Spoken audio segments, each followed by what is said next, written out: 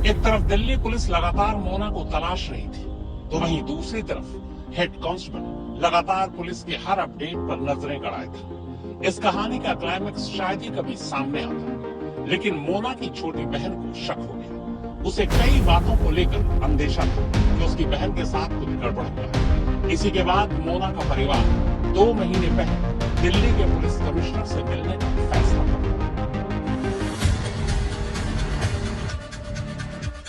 Crime branch ने सबसे पहले मोना के घर वालों से ही पूछताछ की। तब पता चला कि मोना की गुमशुदगी के बाद कई बार अलग अलग नंबरों से अरविंद नाम के एक शख्स का फोन आता था और वो ये बताता था कि उसने मोना से शादी कर ली है और दोनों ठीक हैं। पुलिस ने अब उन नंबरों को खंगालने का फैसला किया।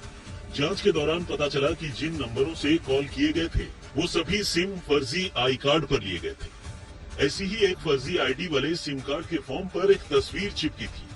इस फॉर्म पर नाम तो किसी और का था, लेकिन फोटो राजपाल नाम के एक शख्स की चिपकी थी। पुलिस ने जब फॉर्म पे चिपकी इस तस्वीर को मोना के घर वालों को दिखाया तो उन्होंने उसकी पहचान राजपाल के तौर पर की। मोना के घर वालों ने बताया कि राजपाल 1-2 बार हवलदार सुरेंद्र राणा के साले रविन के साथ उनके घर आया था और वो रविन का दोस्त है। ये पता चलते ही पुलिस ने सबसे पहले राजपाल को दबोचा, फिर राजपाल के बाद सुरेंद्र के साले रविन को। अब इन दोनों से जब पूछताछ हुई तो थोड़ी ही देर में दोनों टूट गए। दोनों ने कहा कि उनकी कोई गलती नहीं है, उन्होंने कोई कत्ल नहीं किया है, ये सब कुछ सुरेंद्र ने किया। पहली बार इन दोनों ने ही बताया कि जिस मोना को 2 साल से खुद सुरेंद्र और दिल्ली पुलिस ढूंढ रही है वो तो 2 साल पहले ही मर चुकी है। उसका कत्ल किसी और ने नहीं बल्कि खुद सुरेंद्र ने किया है। इन दोनों के खुलासे के बाद अब दिल्ली पुलिस अपने ही महकमे के हेड कांस्टेबल यानी हवलदार सुरेंद्र सिंह राणा को गिरफ्तार करती है।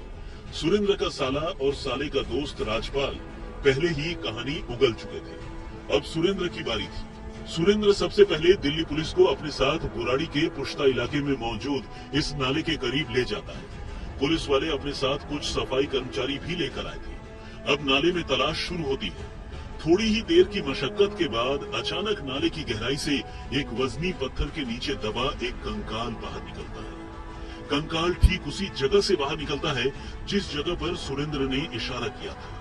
कंकाल को अस्पताल भेज दिया जाता है। इसके बाद मोना के घर वालों से डीएनए सैंपल लिए जाते हैं। अब नाले से बरामद कंकाल और मोना के घर वालों के डीएनए सैंपल की जांच होनी है और ये जांच साफ कर देगी कि नाले से बरामद कंकाल मोना की ही है। 8 सितंबर 2021 को सुरेंद्र ने मोना का कत्ल किया और इत्तेफाक देखिए कि ठीक 2 साल बाद 30 सितंबर 2023 को दिल्ली पुलिस ने मोना के कत्ल की पहेली को सुलझा दिया। हालांकि मोना का कत्ल बेशक 8 सितंबर 2021 को हुआ था, लेकिन उसकी गुमशुदगी की रिपोर्ट 20 अक्टूबर 2021 को मुखर्जी नगर पुलिस स्टेशन में लिखाई गई थी। अगर मुखर्जी नगर थाने की पुलिस उसी वक्त मामले को गंभीरता से लेती तो मुर्दा मोना अगले 2 साल तक जिंदा न रहती, वो भी तब जबकि मोना खुद दिल्ली पुलिस की एक कांस्टेबल थी। अपने ही महकमे की एक पुलिसवाली की गुमशुदगी पर दिल्ली पुलिस का ये रवैया सवाल खड़े करता है। सवाल ये कि जब अपनों के साथ ये हाल है तो फिर आम लोगों की शिकायत गलत नहीं है।